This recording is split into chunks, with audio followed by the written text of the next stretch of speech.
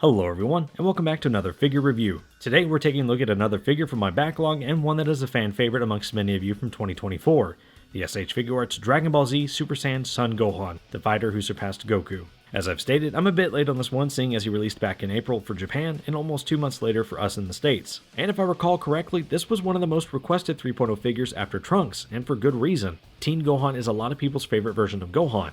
And the last iteration that we got of him was in the form of the 2023 event exclusive, and before that, it was the original release of that figure from 2017. Plus, I think it's a consensus amongst the fanbase that the Cell Saga was not only where Dragon Ball peaked as a series, but also where Gohan peaked as a character. Now that's debatable given that superhero gave our boy some much needed love, and I'd honestly love to hear your thoughts on Gohan as a character down below. Me personally, I like Gohan as a character, but he's not my absolute favorite. I think y'all know who that should be by now. But let's focus on Gohan here as a figure. Since I've had some time with the figure, I've managed to find a lot that this figure does right. But on the other side of that same coin, I've also found areas where he falls a little short and leaves you standing on one leg. And I do literally mean one leg, if you're lucky. Now, let's get into the review and find out if this figure was indeed everything we expected a 3.0 Teen Gohan to be. Starting with the packaging, we have an image of Gohan looking pretty sharp after Piccolo gave him his new outfit. We do have some manga-style paneling in the background, with a nice magenta to complement Gohan's color scheme. The right side of the box is going to continue that manga-style paneling from the front. The back side of the box gives us a closer look at Gohan and what to expect from him when posing around and using his accessories. Speaking of, we get a nice preview of that soft goods cape, which was one of, if not the biggest selling point for this figure. Here's a look at the left side of the box.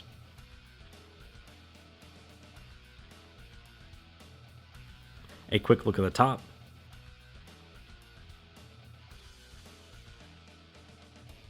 And bottom to round off the packaging. For the paint detail on Gohan, it's actually pretty decent all things considered. Gohan is going to have a bit of shading in the pants, as well as in the upper portion of his gi, with a little bit of darker yellow airbrushed into the hair to give it a not so flat look like we saw with the legendary Super Saiyan Son Goku. This is more on par with something like the 3.0 Future Trunks, and I'm a fan of what shading they do provide in the hair as it helps with the overall presentation. As for the faces, the print work is done nicely, but there are one or two that leave me wishing that the ink application was done just a little darker, or at the very least, they could have benefited from some line work above the eyes to make the pale yellow of his eyebrows stand out against his pasty looking skin. One of the other things I love about this figure is the use of softer material for the sleeves, upper portion of his gi, and his lower half. This all seems to be borrowed from Beast Gohan, which is nice, as it allows Gohan to have greater range and articulation, but we'll get into that more in just a bit. And speaking of softer material, the true icing on the cake for this release is his soft goods cloak, which was a first for the Dragon Ball line, and I think Tamashii did a killer job with this thing. The weighted portion of the cloak is done in a softer plastic, with the actual cape being done in a cloth material with bendable wire in the seams of the cloak. This is going to allow you to do some dynamic posing instead of it just being a static piece like with the Piccolos and Fat Buu.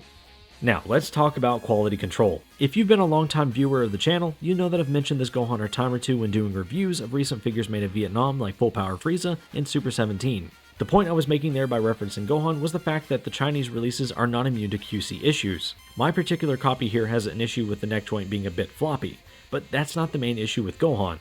It is a known fact that this figure came from the factory with extremely tight ball joints in his hips. So tight in fact that it was difficult to tell if you were turning the leg or twisting the peg at the connection. Now, keep in mind before you start mashing on your keyboard about how perfect your copy was, that this may not have affected every Gohan. But this particular Gohan on screen fell victim to that issue, and it's the reason I picked up some shock oil. Speaking of, if any of your figures need some, go check out DStarToys.com and pick up some. A tiny drop is all you need, and it will help take care of your overly stiff joints. But back to Gohan. Sometime after I'd gotten this figure, my left leg twisted off at the ball peg, which was probably my fault for not stopping when I knew something wasn't right. But here we are. I had to unbox another one for the review, and I've been procrastinating on doing this review with everything else going on. Plus, it's a real bummer when something that costs 65 USD breaks on you. And the Gohan that I've been using for this review also had stiff joints, that I quickly took some shock oil to, thankfully. I will say though that Bandai's customer service came through for your boy, and I got a replacement waist section, legs and all, in the mail within a week. So say what you want about Bandai and them being cheap, but they stood by their product, which is something that's hard to say about third-party stuff. There's a chance you might get a replacement part if Bandai hasn't already raided the sweatshop, but even then, it's a long shot. But with Bandai, so long as you're within the warranty time frame and you didn't deliberately destroy the figure, they're going to take care of you. So we've talked a bit about the cloak and a little bit about Gohan's faces, but let's take a closer look at everything that he comes bundled with. Right out of the box, Gohan is going to come with 4 extra faceplates for a total of 5, 4 extra sets of hands for a total of 5, an extra head sculpt that is windswept, and his cloak. It's a pretty decent spread if I'm being honest with y'all. So for the faces, Gohan is going to come with a stern face, a neutral face with the eyes more relaxed, kind of like the happy face with the full power Goku, a teeth gritting face, a shouting face, and the face he makes when Android 16's head is crushed by Cell and he finally snaps. And here's a look at all the faces on the extra head sculpt. Now, not including the fists that come attached, we get a pair of hands perfect for firing the Masenko, a pair of somewhat clinched hands, 2 Kamehameha hands, and a pair of splayed out hands perfect for charging up that Masenko. Lastly, the cloak. As I've already mentioned in the paint detail section, it's a nice soft goods piece that is going to add so much dynamic range to Gohan's posing, and it'll keep the Tism entertained for hours trying to find that perfect pose. Just ask me. Also, do be mindful of the wires in the cape, as too much bending could eventually cause them to snap on you. Now, as for what's missing, that's tough, as I think for $65 he comes with plenty. Maybe one more face? You know, one where he's more cheerful, kind of like how he was excited about getting his new outfit from Piccolo. I think that would be perfect. And I don't think an energy effect is really necessary, but why not? Give him all the accessories. Now, let's move on. Alright, let's get into the articulation here for Gohan, and boy do we have a lot to talk about. So, as I've already mentioned in the review, Gohan is going to be using softer material for the sleeves, his chest, and in his lower waist section. This means that Gohan is going to be able to articulate pretty damn well given his size. And I personally think that he's a culmination of everything that Tamashii has learned with other figures like the legendary Super Saiyan Son Goku and, well, Beast Gohan, where Beast Gohan actually had softer goods for the chest, and Orange Piccolo when you think about it. So, I'm going to stop rambling, I'm going to get Gohan up here, and we're going to talk about it. Starting with the head and working our way down, Gohan here is going to be on a double ball peg. That means we can do this all day long. And just so that y'all don't think I'm pulling your leg, there you are. Get it? You know, pulling your leg. Huh? Pulling your leg. Anywho. So that means looking down is going to look about like that. With the neck joint looking up is about like that. Side to side tilt is really good, especially with the neck joint. And I have no gripes with how the head can articulate. This is what it all needs to be. Double ball pegs. No more ball hinges, please. Anyways, for the arms, the floating piece, this is not a floating piece actually, excuse me. It is in a way cupped to Gohan's shoulder, so you don't have to sit here and fight it because it's, you know, pegged into the back. At least it's not pegged into the back like with your traditional Gokus and everything, right? Where the sleeve here is pegged into the back of Goku and you have to fight that little peg to get it out of the way and whatnot. Here, it just kind of slides over Gohan's arm and it just moves with it. There's no fussing or fighting with it. So, Gohan is going to be able to bring those arms up greater than 180 degrees. Well, you know, this one wants to fight me, but there we go. I promise I can get a little bit more than that, but actually it's pretty close. Yeah?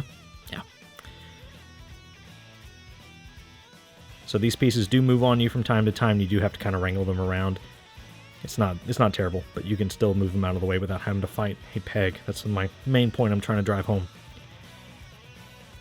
There's a ball and socket system that allows Gohan to move and rotate the arm a full 360, and the way that the arm itself pegs in is down here.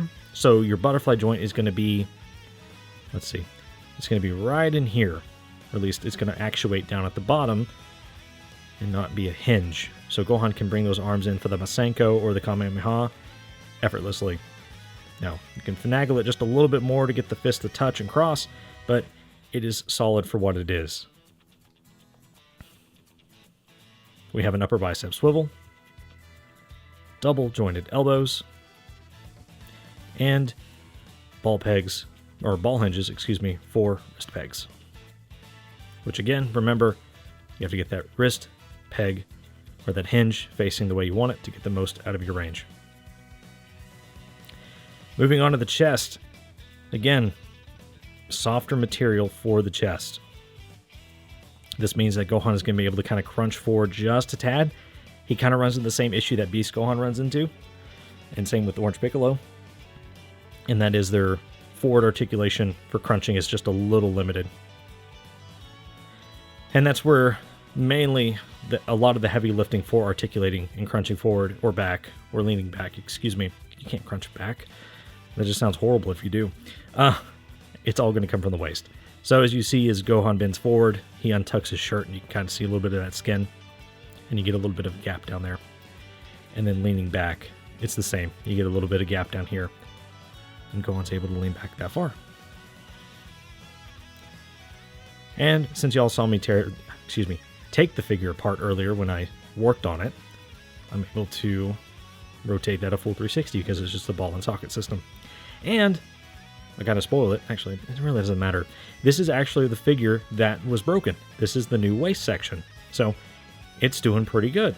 And yes, before you ask, I did take and put some shock oil to the legs. So I'm able to move these legs without it feeling like something is completely off and just horribly wrong with the figure. So Gohan's going to be able to kick up greater than 90 degrees. And he's going to be able to kick back further than 90 degrees because of the softer buttocks. Works pretty good.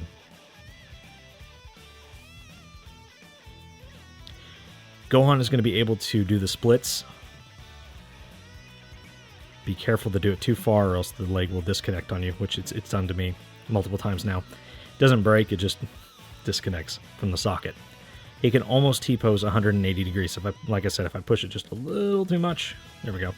Yeah, I would give that 180 degrees, maybe 179 for you folks out there. It's not 180 degrees. Whatever. We have an upper thigh swivel on both sides. It's kind of rotating at the ball joint. Might need some shock oil down in there. I'm not gonna really fuss with it. It's not that big of a deal. Double jointed knees, and we have an ankle swivel or a swivel at the ankle. That's pretty good. We can tilt the foot down that far, tilt it up, rock it out, and rock it in. All right, I don't think I'm missing anything. So, the articulation for Gohan. Is it going to do what you need it to do? You kidding me? Abso-freaking-lutely. This figure is not my top choice for 2024. That belongs to another figure. Actually, I don't even know what figure is my top figure of 2024 when it comes to the Dragon Ball line. But Gohan here is up there. It's pretty damn solid. And I have to say, like, if it can, like, the figures can be scaled down this far, and, you know, we're starting to get the Daima figures, which I've reviewed, and, you know, they start scaling them down further and further, and they can still articulate and do what they need to do. That's a win in my book. And Tamashii is starting to master their craft. And I think that this Gohan is better than this Gohan here. So, I'm a pick your poison at this point. But I'm pretty sold on this one, if I'm being completely honest with you. This one, it's dated. It's still good for what it is, but I'm starting to notice that when Tamashii puts out any of these figures, like any kind of event exclusive, it's not long before the 3.0 is around the corner, which this came out in 2023, and this was announced, I believe, later that year, whenever San Diego Comic-Con was going on, and he came out in April. So I'm just saying, we might see some other 3.0 figures of other characters later down the road, and hopefully, in this case, the Super Saiyan 2 Gohan. Anywho, I'm done rambling. If you can find this out in the wild, I'm kind of spoiling the ending, but if you can find it out in the wild, pick it up. You're going to enjoy it. It's worth every penny. Let's get the head swaps and comparisons out of the way, and then move on to the closing thoughts. For the head swaps, we'll be taking a look at what these head sculpts can fit onto. Future Trunks from Dragon Ball Super, and the Super Saiyan 2 Sun Gohan event exclusive from 2023. And to that effect, the 2017 version.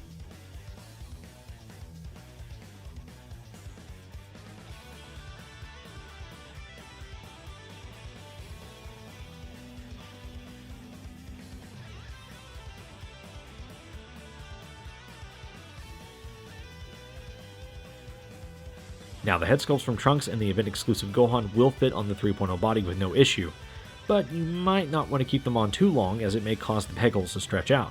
Giggity. There are probably a few other figures I'm missing here that you can do some what if stuff with, but I think everyone's biggest want right now for Gohan is an updated Cell Saga Super Saiyan 2 Gohan. And for right now, we could definitely use the ones from the older releases no problem, even if the proportions seem a little off. For the comparisons, here's Gohan next to Super Saiyan Vegeta, Awakened Super Saiyan Blood, Super Saiyan Trunks, the boy from the future,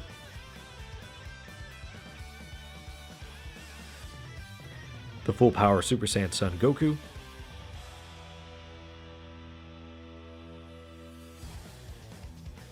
Piccolo, the proud Namekian,